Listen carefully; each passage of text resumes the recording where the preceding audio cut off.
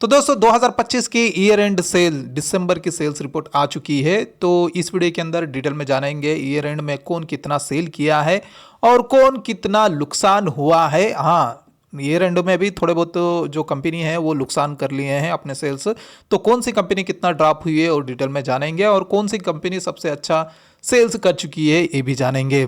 तो इस वीडियो के बाद अगले वीडियो में हम पूरे साल में 2025 में सबसे ज्यादा सेल कौन सी कंपनी की हुई है और कौन सी कंपनी कितना ग्रोथ करी है सब कुछ डिटेल में जानेंगे। तो उस वीडियो के लिए जरूर बने रहना। तो इस वीडियो के अंदर हम दिसंबर के सेल्स के बारे में डिटेल में जानेंगे। जाने से पहले छाबू उसमें आपका बहुत बहुत स्वागत है। अगर चैनल में पहली बार है तो चैनल को जरूर सब्सक्राइब कर लेना। इस तरह के डेली इलेक्ट्रिक ऑटो रिक्शा के वीडियोस आपको मिलते रहेंगे, और वीडियो पसंद आती है तो लाइक एंड शेयर करना बिल्कुल मत भूलिए। तो चलिए बिना देरी करते हुए जानते हैं दिसंबर के इलेक्ट्रिक थ्री व्हीलर के टोटल सेल्स के बारे में। तो दोस्तों पिछले 2-3 महीनों के सेल्स रिपोर्ट तो मिस हुए हैं, तो उसके लिए माफी चाहूंगा। आइंदा से कंटिन्यू करते रहूंगा, तो चैनल को जरूर सब्सक्राइब करके रख लेना। तो सबसे पहले हम दिसंबर में हुए टोटल सेल्स के बारे में जान लेते हैं। वैसे नवंबर के टोटल सेल्स अगर देखा जाए तो 83,672 यूनिट्स हुई थी, और दिसंबर में 88,270 यूनिट की सेल हुई है। तो डिफरेंस देखा जाए तो 4598 यूनिट ज्यादा सेल हुए हैं ओवरऑल इलेक्ट्रिक थ्री व्हीलर में, और इस डिफरेंस के हिसाब से ग्रोथ देखा जाए तो 5.5% की मंथ ऑन मंथ ग्रोथ देखने को मिली है overall electric three wheeler segment में। इसके अंदर ई रिक्शा भी है और L5 ऑटो रिक्शा है, सब कुछ मिलाकर है। तो अगर इस टोटल सेल्स को अगर कैटेगरी वाइज डिवाइड करके देखेंगे तो किस कैटेगरी में कितना हुआ है, तो सबसे पहले हम ई रिक्शा कैटेगरी देख लेते हैं। ई रिक्शा पैसेंजर सेगमेंट में देखा जाए तो 57,434 यूनिट सेल हुई है, और ई रिक्शा कार्गो सेगमेंट में 7,607 यूनिट की सेल हुई है। तो अगर हम L5 ऑटो रिक्शा की बात की जाए तो पैसेंजर सेगमेंट में 20,335 यूनिट सेल हुए हैं सिर्फ एक ही महीने में, और L5 कार्गो सेगमेंट में देखा जाए तो 2,894 यूनिट की सेल हुई है। तो ओवरऑल ग्रोथ अगर देखा जाए तो पैसेंजर सेगमेंट में L5 कैटेगरी की काफी अच्छी देखने को मिल रही है। पहले बहुत ही कम सेल देखने को मिलती थी, लेकिन अभी 20,000 तक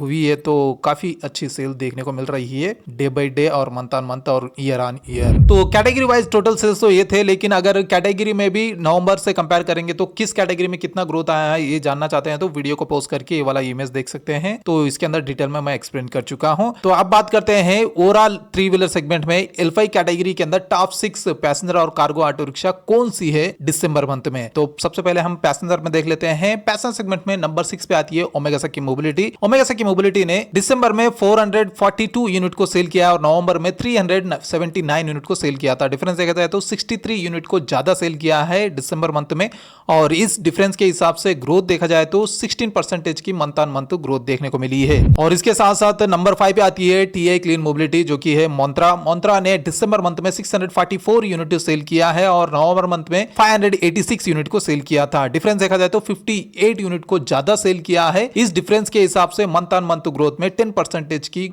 पॉजिटिव ग्रोथ देखने को मिली है। और इसके साथ साथ नंबर 4 पे आती है पियाजो व्हीकल्स। पियाजो हमेशा नेगेटिव में रहता था, लेकिन दिसंबर में काफी अच्छे से सेल करके पॉजिटिव में आ चुका है। तो दिसंबर में 1239 यूनिट को सेल किया और नवंबर में 1161 यूनिट को सेल किया था। डिफरेंट देखा जाए तो 78 यूनिट को ज्यादा सेल किया है। इस डिफरेंस के हिसाब से 6% की मंथ ऑन मंथ ग्रोथ देखने को मिली है पियाजो को दिसंबर मंथ में। फाइनली ईयर एंड में पॉजिटिव में चला आया है पियाजो। तो देखना है 2026 पियाजो के लिए किस तरह से रहने वाला है। और नंबर 3 पे है टीवीएस। टीवीएस ने दिसंबर मंथ में 2831 यूनिट को सेल किया है और नवंबर मंथ में 2816 यूनिट को सेल किया था। डिफरेंस देखा जाए तो 15 यूनिट को ज्यादा सेल किया है इस बार। इसके हिसाब से ग्रोथ तो उतना ज्यादा तो नहीं है, 0.5% की मंथ ऑन मंथ ग्रोथ देखने को मिल रही है टीवीएस की, लेकिन न्यूट्रल रहा है ईयर एंड में टीवीएस ने। तो देखना है 2026 किस तरह से रहेगा टीवीएस के लिए। और नंबर 2 पे है बजाज। बजाज ने दिसंबर मंथ में 6926 यूनिट को सेल किया है और नवंबर मंथ में 8147 यूनिट को सेल किया था। डिफरेंस देखा जाए तो 1221 की सेल्स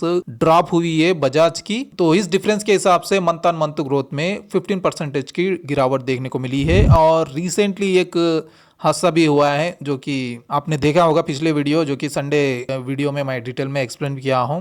तो शायद मे भी आने वाले कुछ दिनों में उसका इम्पैक्ट देखने को मिल सकता है बजाज में।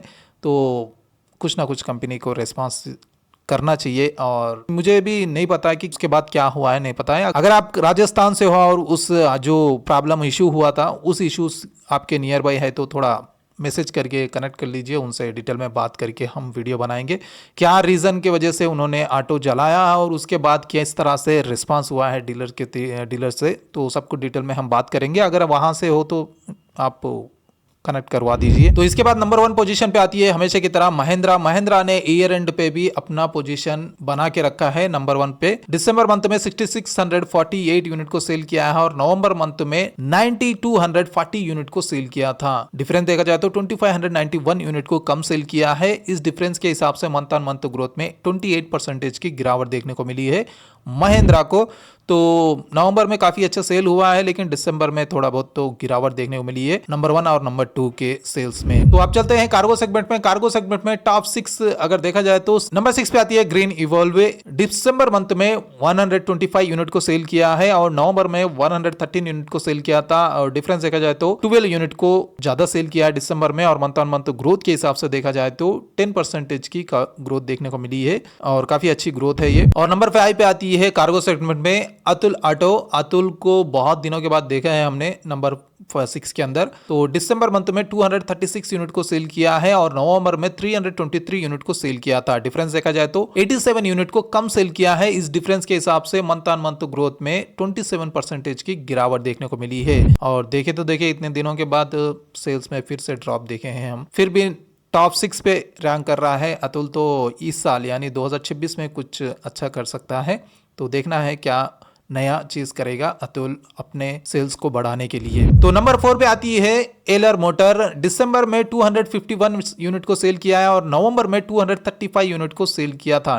डिफरेंस देखा जाए तो 16 यूनिट को ज्यादा सेल किया है। इस डिफरेंस के हिसाब से मंथ ऑन मंथ ग्रोथ में 7% की ग्रोथ देखने को मिली है। और इसके साथ साथ नंबर 3 पे आती है ओमेगा सेकी मोबिलिटी। ओमेगा सेकी मोबिलिटी दिसंबर में 317 यूनिट को सेल किया और नवंबर में 125 यूनिट को सेल किया था। डिफरेंस देखा जाए तो 192 यूनिट को ज्यादा सेल किया है। इस डिफरेंस के हिसाब से 153% की मंथ ऑन मंथ ग्रोथ देखने को मिली है। और नंबर 2 पे आती है बजाज। बजाज ने दिसंबर में 450 यूनिट को सेल किया है और नवंबर में 546 यूनिट को सेल किया था। डिफरेंस देखा जाए तो 96 यूनिट को कम सेल किया है। इस डिफरेंस के हिसाब से मंथ ऑन मंथ ग्रोथ में 17% की गिरावट देखने को मिली है बजाज को। और इसके साथ साथ नंबर 1 पोजीशन पे है महिंद्रा। महिंद्रा ने दिसंबर में 539 यूनिट को सेल किया है और नवंबर में 604 यूनिट को सेल किया था। डिफरेंस देखा जाए तो 65 यूनिट को कम सेल किया है और इस डिफरेंस के हिसाब से मंथ ऑन मंथ ग्रोथ में 11% की गिरावट देखने को मिली है। और नंबर 1 पोजीशन पैसेंजर में और कार्गो सेगमेंट में दोनों में भी अपने सेल्स लूज कर चुके हैं दिसंबर मंथ में, महिंद्रा और बजाज मेजरली। एयर एंड थोड़ा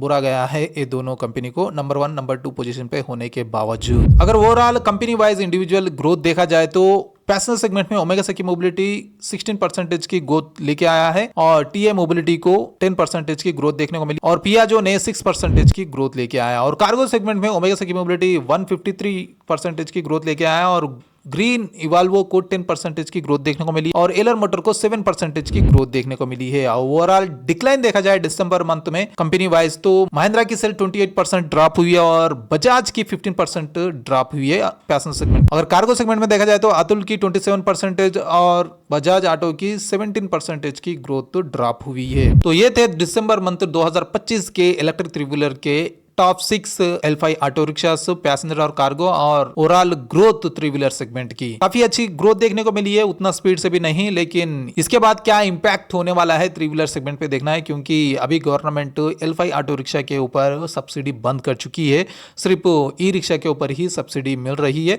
तो देखना है, अभी जनवरी के सेल्स देखेंगे तो हमें पता चलेगा, क्योंकि 26 दिसंबर तक ही लास्ट था, तो उसके अंदर 26 दिसंबर के अंदर जो ऑटो रिक्शा रजिस्टर हुए हैं उसी के ऊपर सब्सिडी मिल रही है, तो वहां तक ही एंड हो गया है। तो इसके बाद क्या प्राइजेस में कुछ जंप आएगा या देखना है सेल्स में किस तरह से फ्लक्चुएट होते हैं, तो सब कुछ डिटेल में हम जनवरी के सेल्स में देखेंगे। तो अगली वीडियो में हम टोटल 2025 के सेल्स के बारे में जानते हैं। तो 2025 में सबसे ज़्यादा सेल कौन किया है और किस कंपनी की कितनी ग्रोथ आई है कंप्लीट 1 कैलेंडर ईयर में, तो उसके बारे में जानेंगे। तो उसके लिए चैनल को जरूर सब्सक्राइब कर लें और साथ ही साथ वीडियो पसंद आए तो लाइक एंड शेयर करना बिल्कुल मत भूलिए। तो मिलते हैं अगले वीडियो में, until then bye bye and see you soon. जय हिंद।